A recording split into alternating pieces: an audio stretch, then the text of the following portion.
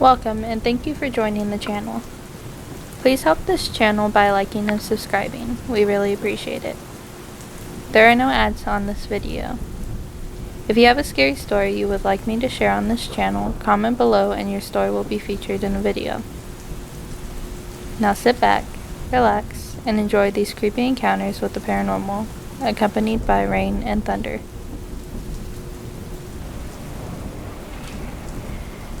Nursing student. Born and raised on a farm, 28 years old. Slim, defensive posture, and a soft voice. Low self-esteem. Sitting in the shitty bar at 8 p.m. on a Wednesday night. Physically, she looked a lot like the last one. She was perfect. After some small talk and 4 cans of beer, her voice softens, her cheeks flush, and I could sense the sexual tension building. I shift to the offense, leaning closer and letting my hand brush her knee and shoulder. I wait for a reaction. It comes in the form of a shy glance and a slight openness to more physical contact. Everything was going according to plan. In fact, I hadn't expected things to flow this smoothly. 2 out of the 3 had required more than one encounter to reach this level of intimacy. I invited her to leave the bar and grab a quick bite to eat. I tell her I know a great spot nearby where we can get something fast before calling it a night. I feel her hesitation for a moment, probably weighing the risks of saying yes. She mentions she has class early tomorrow, but I reassure her it won't take long. The place is just 15 minutes away.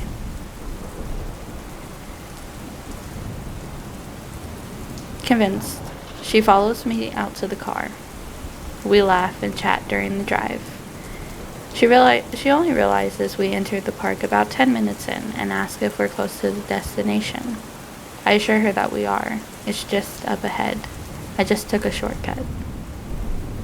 We're now deep inside the park, where the lights become sparse and then disappear completely. It's my perfect place. One I know like the back of my hand. I had practiced this route several times to ensure everything would run smoothly and avoid any unexpected encounters. All the others ended up here too. I pull over at the pre-planned spot and ask her to take a step out of the car. Confusion spreads across her face as she senses something is wrong, and her body stiffens. I open the door and yank her out, and she collapses into the grass. Grabbing her by the neck, I steer her along the path and she starts begging for mercy, sobbing uncontrollably now. I ignore her and continue down the short trail towards my usual location. Once there, I throw her to the ground and tie her hands with the rope I had already left. As I reach for the knife I buried nearby, a sharp burning pain stabs my side and I lose balance. On the ground, I realize I've been shot in the thigh. A man steps out from the shadows with a shotgun in his hand and unties the girl. They embrace, and I hear him say, "This is what Catherine would have wanted. Now she can rest in peace. You are perfect." The resemblance hit me like a jolt, and in that moment, I remembered Catherine, the last girl. He reloads his gun and steps towards me. I try to reason with him, plead for calm, explaining that it's all a misunderstanding. But the cold steel of the barrel presses against my forehead.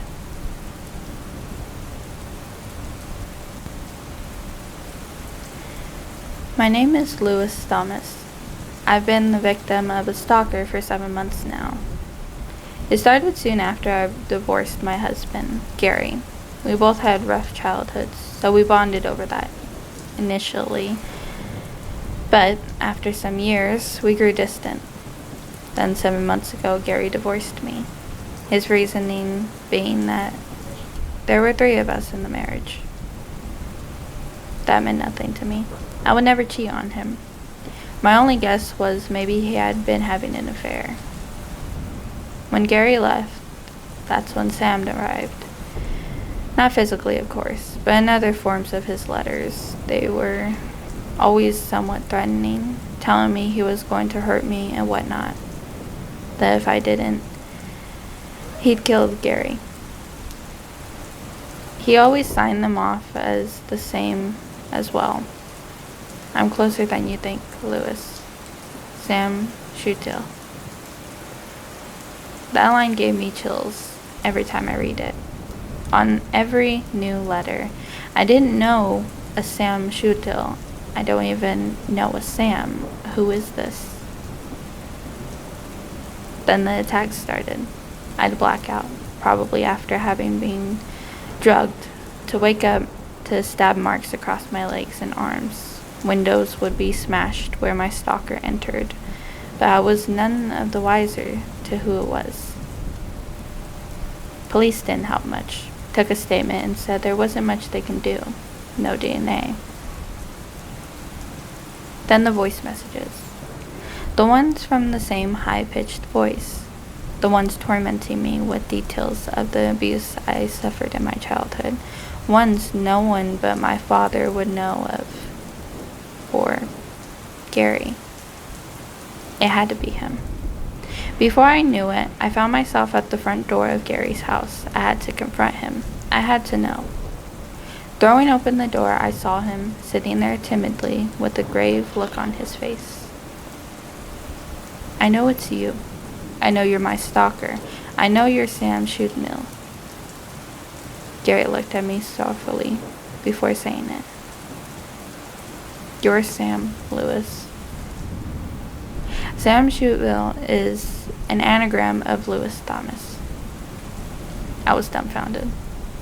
Why do you think all of the voicemails on your phone sound like a woman pretending to be a man? Why do you think you black out before the attacks? Why do you think Sam knows things about you only you do? No, it can't be. I think you made Sam in your own head after abuse from your father. I even met Sam a few times while we were married. When I divorced you, I suppose the worst of him just came out, to hurt you. The psychiatric officers approached me from behind. I think this is for your own good, Lewis. They grabbed me, and despite my resistance, I was thrown into the back of a van. If you're reading this, please help me. I never told Gary about the voicemails. He had no way of knowing what the voice sounded like. Or did I?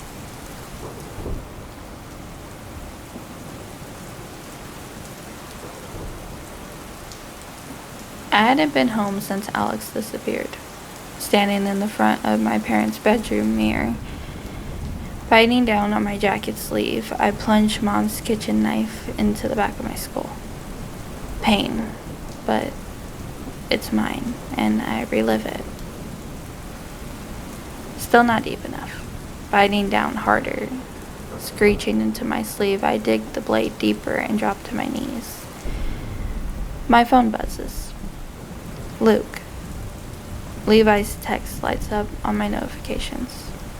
I can feel his heavy, racking chest, the sobs he's trying and failing to swallow. I can taste bile filling in his throat. Luke, what are you? I almost dropped the knife.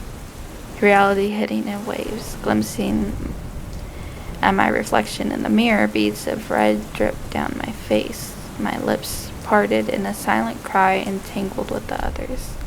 I can feel Levi's frustration, Tabby's anger, Alex's agony.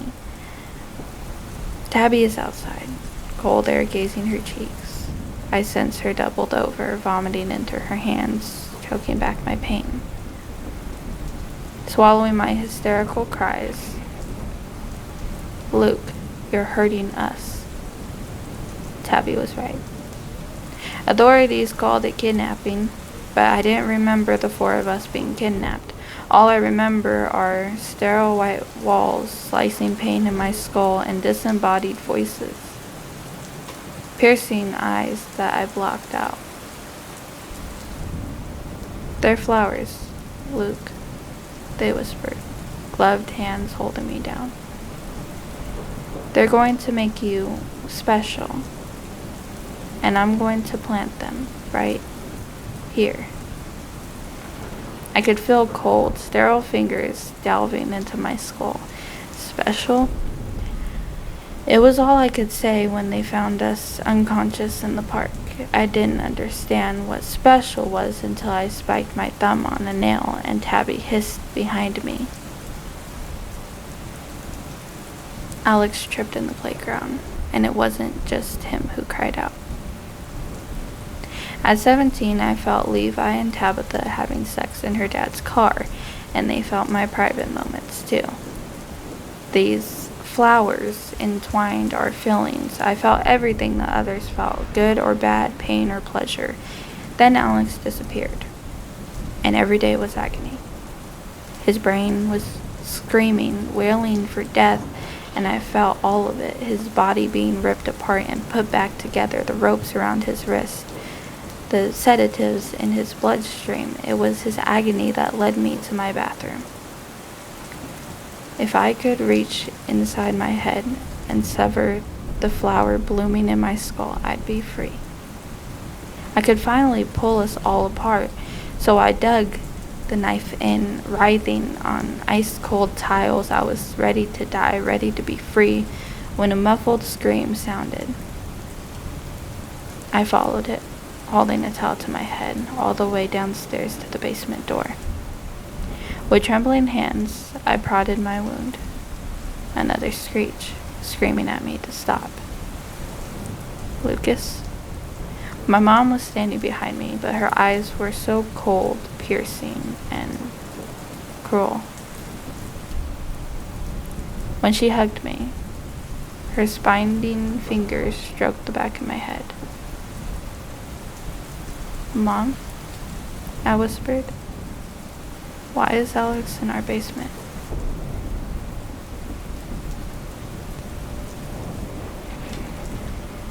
I woke up with a bad headache, feeling disoriented. Before I could comprehend what was happening, I felt a kick. Looking down, I saw a huge belly.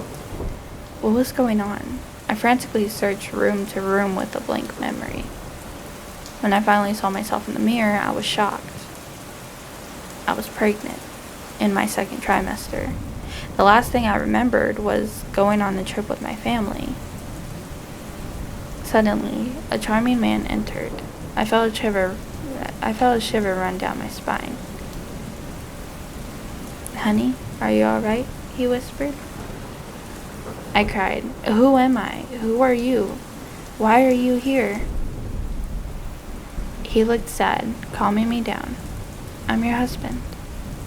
But I had never been married. As he spoke, I noticed his pupils seemed slightly off. They appeared to shift like the shadows on a moonlit night. He gave me water to calm down. My mind went blank. As I sipped the water, his gaze lingered on me, making my skin prickle. His smile seemed to hide something. When I awoke, the room was dimly lit. He sat beside me, holding my hand. "How long have I been asleep?" I asked, trying to clear the fog. "A few hours," he replied. "You needed it." His fingers felt cold, almost scaly. "Tell me about our marriage," I demanded. Desperate for clarity, I pressed further. "Where is my family? Why don't I remember anything?" His gaze darkened momentarily, and I felt a cold chill. "You're safe here," he said, but his voice seemed to echo strangely, as if it came from somewhere deep within.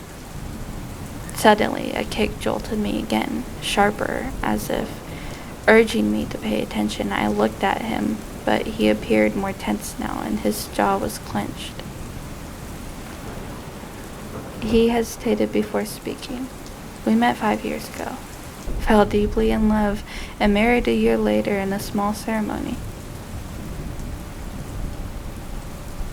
I was searching for the sight. His eyes seemed to flash with an eerie light. Where are the pictures? I pressed. He sighed. We lost them in the move, but I have something else. He handed me a small box containing a beautiful diamond ring. This was your wedding ring, he said, his eyes locked on mine. As I held the ring, a memory flashed, him slipping it onto my finger, his eyes gleaming with an otherworldly intensity. Mine, he whispered, his breath cold against my ears. His face began to warp and distort, revealing scaly purple skin beneath. His eyes turned black, and vertical pupils sliced through the darkness. You're carrying our hybrid, he hissed, his voice no longer human. I stumbled backward. Horror-stricken, the room filled with an eerie glow, and I saw his true form. An alien creature, its body twisted and grotesque. The pregnancy will complete our species. Evolution, it growled. I screamed, but my voice was drowned out by the sound of ships descending from the sky. The alien's face contorted into a cruel smile. Welcome to the colony.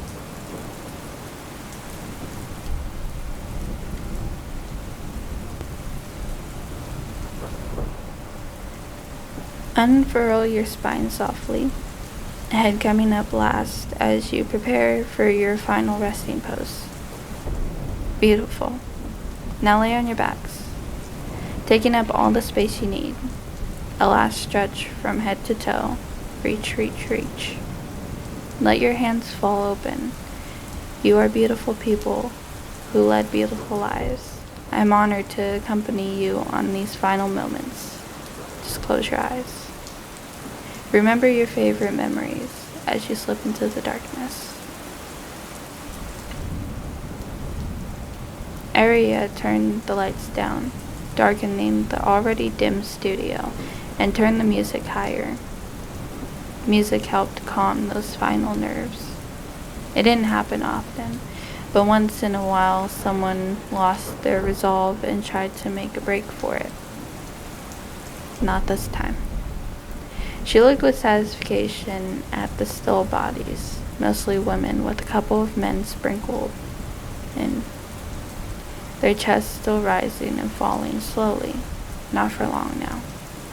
Making sure her own mask was correctly positioned, she flickered the switch. A hiss of gas, barely louder than a soft sigh, filled the room, adding to the meditative quality of the vaguely Eastern music.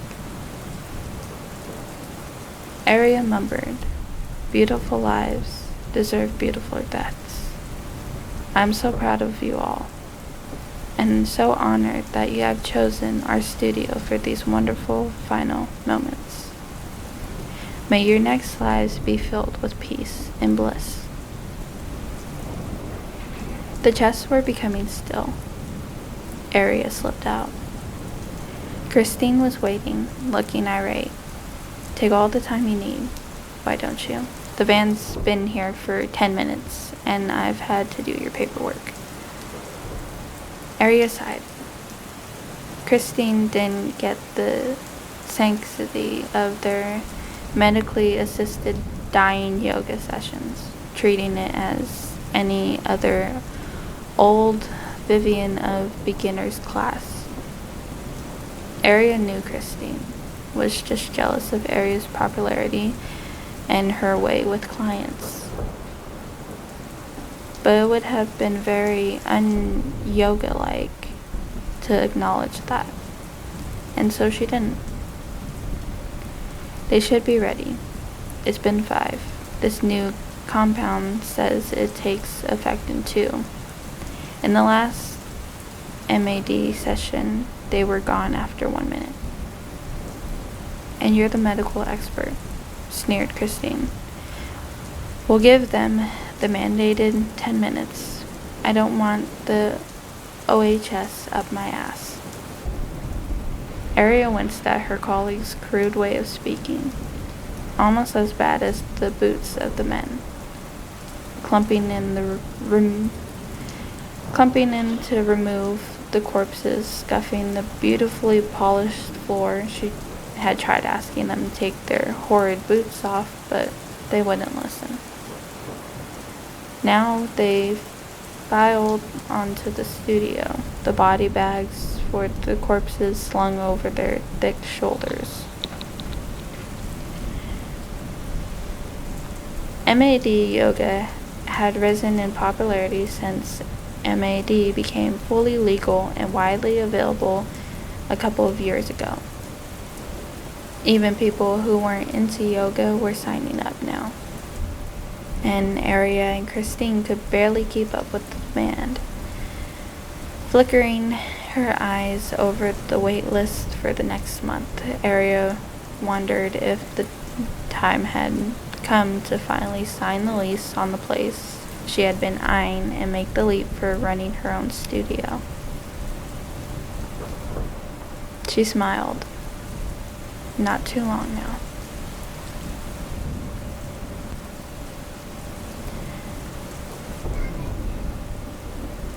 I, 23 female, and my fiancé Alejandro, 25 male, just moved into a grand house. It's 2 stories, 4 bedrooms, and 3 baths, and has a pool. It's our dream home, perfect to start a family. You see, I have a troubled past. Both my parents died of mysterious causes, and I had to pick myself up. I'm now an RN and doing well financially, and am expected to be married in December. Not a lot of people approve my marriage. Alejandro's family calls me crazy. I think it's just because of our biracial marriage. I'm white and he is Mexican. They yell at me, call me horrible names like a disgrace, but I don't let that get to me. I was moving in some boxes and I asked Alejandro to help me. No answer. Alejandro? No answer. Oh my god, you're so lazy. After this box, we have to go get ready to finalize the plans of the wedding. No answer. Are you asleep? I walk over to the newly installed couch. There he is, just lying there, eyes open, staring into space. I love my fiancé. I just don't like the flies surrounding his dead corpse. It's an eyesore. And honestly, a nose sore as well. That's why we had to leave our old apartment. So many flies. I swatted them away and kissed him on his blue lips and grabbed his chest right where he was shot. I love my fiancé, and the fact that he's dead doesn't change anything.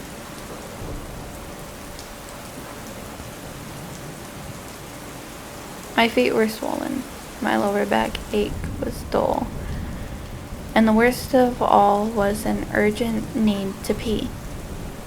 As I pulled into my driveway, the urgency intensified. I noticed something odd. 2 unfamiliar cars were parked there. Just as I parked behind one, another pulled in casually. I rolled down my window to see a man and a woman. The man was bald, dressed in a dark gray blazer and a button-up shirt.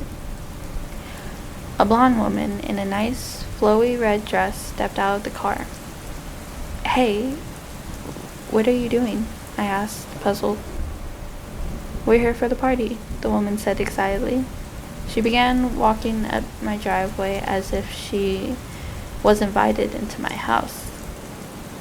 But that's when I noticed the lights were on in my house. I didn't remember leaving them on. What party? I asked. The party. We've been waiting for this for months, the man said as they continued towards the front door of my house. I hurried out of the car and waddled towards my door before it shut. What the fuck? I heard voices laughing inside, and the clinking of glasses. A burst of laughter erupted as I reached for my phone to call the police. Then I heard a voice say, "Ma'am, this is the right place for the party, right?" "No, there isn't supposed to be any party here," I shouted towards a tall, middle-aged man with a gray mustache and a large cowboy hat. Standing in my yard, I angrily stomped towards him. "Well, this is the address," he said, pulling out his phone to show me a text message with my address. I felt uneasy as the man studied my body with curious eyes. "Hey, are you Jeff from Texas?" someone else said. The man in the cowboy hat had whipped around with a smile to see a smaller, stout man holding an unlabeled bottle of dark liquid. "How did you know?" "It's the hat, man." "Well, you got me." "Someone tell me what the fuck is going on," I screamed. "Hurry up, we're about to start," a familiar voice shouted from my porch. The blonde woman. The two men exchanged a smirk and quickly walked to the door, as I followed behind, albeit slowly. Once again, I watched the three chatter and laugh as they closed the door behind them. I stood outside, my swollen feet aching and my bladder feeling like it was going to burst. "They're finishing up," a voice startled me, almost making me pee myself. Turning around, I saw an older, bald man dressed in a dark ceremony garb. He walked slowly towards the door, motioning for me to follow. It was strangely silent, no more chatter, no noise at all, as if they all had vanished. "You're due very soon, right?" the old man asked, opening the door to reveal the partygoers dead and strange symbols etched onto the floor. They had a special baby shower for a very special baby.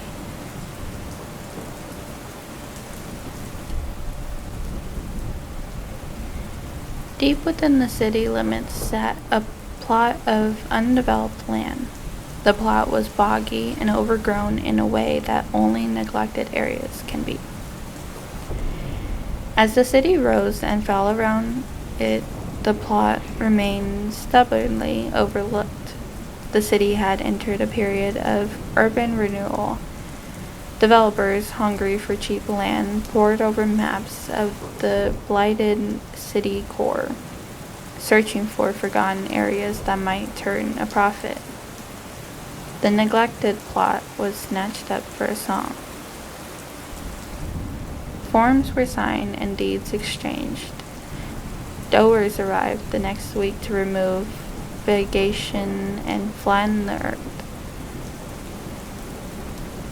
But the construction team encountered a problem. The earth held water. Engineers brought in to examine the drainage pipes were installed. The second discovery was made a few days later, when the trees that had been scalped and the blanket of kudzu peeled away. In the center of the plot was an earthen mound. The Dowers had no problem with this. They surged forward, tearing into it, but under the cap of the soil, they quickly unearthed bones. Human or animal, who could say? The hill was full of them. They tumbled out onto the construction site like marbles from a bag. "Damn it," the developer huffed. These stupid Indian mounds were all over the city. They would have to call an archaeologist team or scuba into the dumpster, he yelled. The driver gave him a hard look that softened when he slipped him a wad of cash. I don't want to see any trace of it on Monday. Later that evening, the developer sat alone in his house. Rain softly pelted the window's glass. He felt guilty. Besides being illegal, it just felt wrong. He found himself buckling his seatbelt and slipping out into the garage. He'd just do a quick look over to make sure the foreman had cleared the evidence. It was pouring when he pulled onto the site. He stepped into the mud, crushing his shoes, and hurried over to the mound. He was relieved to find the hill barren. Not a single bone remained from the cache. As he turned back to his car, a sudden pinging noise echoed out of the metal dumpster. It pinged again, and again, and again. Something was inside. He stepped up on the dozer's tread for a better look. Inside the dumpster was a soup of mud and construction debris. Standing upright in the muck was a tibia. The bones were assembling in place, building two sturdy legs up out of the foul water. Dumbfounded, he watched as a hip bone snapped in, and then fragments of the spine, sinews of flesh began snaking around the calves, filling out an inhuman mass culture. He screamed and fell backwards, landing on soft, wet earth. His fingers squished in the mud as he tried to stand. When he looked up, he saw the final bones snapping in place. A sob escaped his lips. The Indians hadn't built a burial mound. They'd built a cage.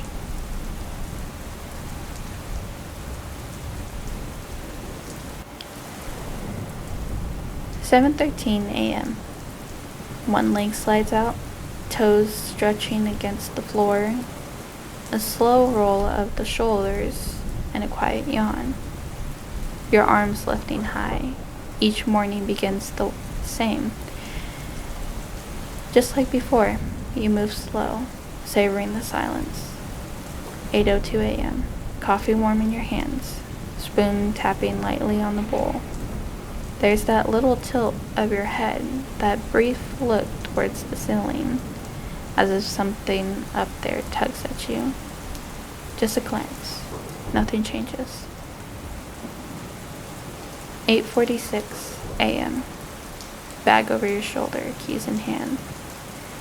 You pause at the door, a quick look around. The lock clicks as you leave. Steps fading down the hall. Nothing out of place, nothing left behind. You locked it all away. Just like before. Make things easy.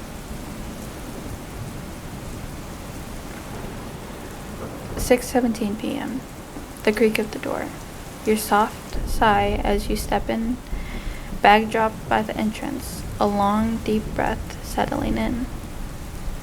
Slipping into the quiet like it's a second skin. Just like every evening. Just like before. 8:10 p.m. Book opened in your hands. Thumb tracing the page. Eyes steady. Sometimes you glance up, catching the ceiling vent for a second. But only a second. Just a habit. Something in the back of your mind. You don't think much of it. And neither do I.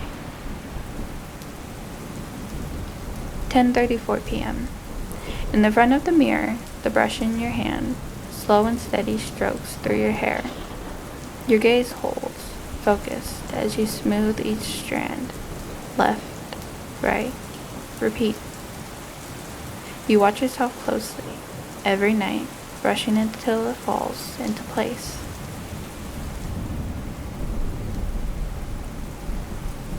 11:13 p.m. Bed, blankets drawn up tight. You settle in, breathing slowly, muscles relaxing. Just you, eyes closed, drifting under. It's so quiet here, so still. I've always liked it here.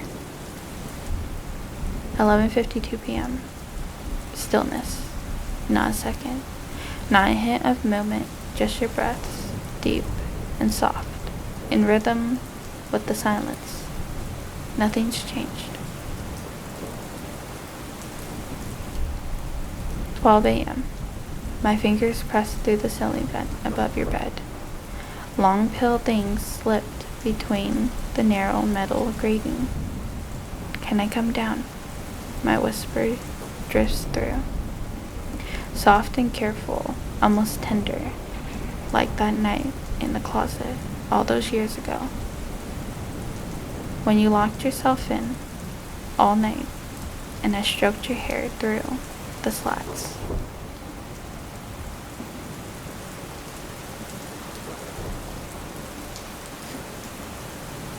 Here I am, the Dreamlight Media production facility, the home of every single motion picture under the sun. The god corpse looks so much bigger up close. The tendrils look like they could dwarf the biggest of pine trees. Mr. Knight greets me at the entrance. "Ready for the tour?" He smiles. Sure." We pass through the hollowed tendons of the god corpse. I truly apologize. I didn't mean a whole tour, just so many of those damn groups. We'll just go to the cerebellum today. That's quite alright. I've already visited here once. Let me tell you, that restaurant in the 7th Eyeball makes some exquisite paste. Thank you. Let me just... Mr. Knight presses his palm to the scanner. The steel door slides open. I thought the cerebellum would be smaller. The ball of the wiring, faintly glowing, pulsating flesh could go on forever. I try to count how many cables are extracting its thoughts. I count 47 from where I'm standing. Now, where were you here for again? I'm really sorry. The meetings they make me attend every day. I'm actually here to bring out my creative vision. We both stare at the cerebellum.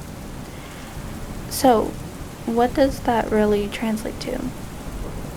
Well, you know those electrodes you send to the god corpse cerebellum to make its dreams coherent to humans. I was thinking of slightly altering it to conform to my creative vision. Why? We've already got the algorithms. They predict what the public wants perfectly. Well, I'm not really the public, sir. In fact, I think my creativity is the thing that'll take the media we produce here to the next level. When the god corpse crashed to Earth, we already got what we needed. What's that? Tried and true efficiency. We gaze into the flesh of the cerebellum in silence. Back around, say, 16 years ago, you know when AI took off? Basically, every media amalgam under the sun wanted a piece on it. Do you know the gold mines of efficiency that was thrust upon humanity? Mr. Knight chuckles. Of course. The radicals wanted regulations. They restricted it. Why does humanity always do dumb shit like that? Thankfully, they don't apply to the god corpse. So is that a yes? No. I'm really sorry. I could tell you had passion, but that doesn't translate to efficiency. A nearby security guard strode towards me, and since your offer technically disturbed the peace of a multi-million corporation, you'll have to be detained. Cold still around my wrist. Don't worry, I understand you. I'll give the judge some time, and I'll give the judge some money to cut your stay around for the year.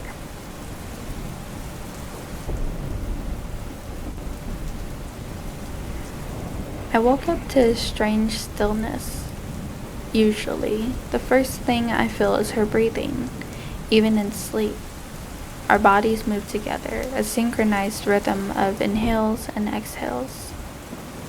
But this time, Something was off. There was no rise, no fall, just an eerie stillness.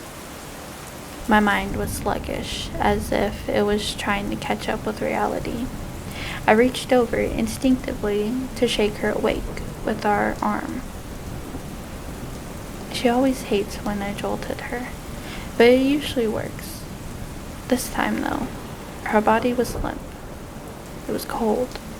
I jerked my hand back as if I touched something forbidden. "Jenna?" My voice cracked. No response. She always responds, even when she's annoyed. I try again, this time louder, panic seeping in. "Jenna, wake up. Come on." Nothing.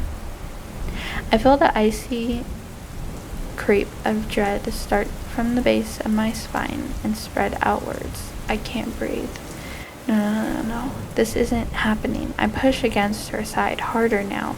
Her head rolls awkwardly. Our heart is racing, but half of it feels still, cold, lifeless, failing me. My twin is dead, and I'm trapped against the corpse. The air suddenly feels heavy, thick, like I'm drowning. I try to pull away, to roll off the bed, but I can't. We're stuck together, literally, figuratively. Her weight drops at me, dead and heavy. My chest tightens, my heart, our heart. How long do I have? How long before it stops working for me, too? I'm already sweating, panic crawling over my skin like 1,000 spiders. I reach for my phone, fumbling with trembling hands. I dial 911, stuttering through an explanation to the operator. I don't even know what I'm saying, just that she's dead, and I'm not, but I'm going to be. I feel it. We're sending an ambulance. Stay calm. Stay calm. How am I supposed to stay calm when half of me is dead? Minutes feel like hours as I sit there, trapped against her body, her face slack, eyes half open, staring at nothing. I can feel her decay beginning, a faint smell I can't ignore. My body is still functioning, barely, but I feel this creeping wrongness deep inside, like our shared organs are failing, shutting down one by one. My breath is shallow. Too fast. I can't tell if I'm panicking or if our lungs are starting to give up. I don't want to die. I don't want to die like this, next to her, part of her, but alone. The paramedics burst in, their faces grim when they see us. One of them places a hand on my shoulder, trying to offer reassurance, but I can see in their eyes. They know. I'm a dead girl walking. We'll try to help, one of them says, but I hear the doubt. They don't have time to separate us. There's no time for anything. I close my eyes, trying not to think about the fact that soon I'll be as cold as she is. And there's nothing I can do.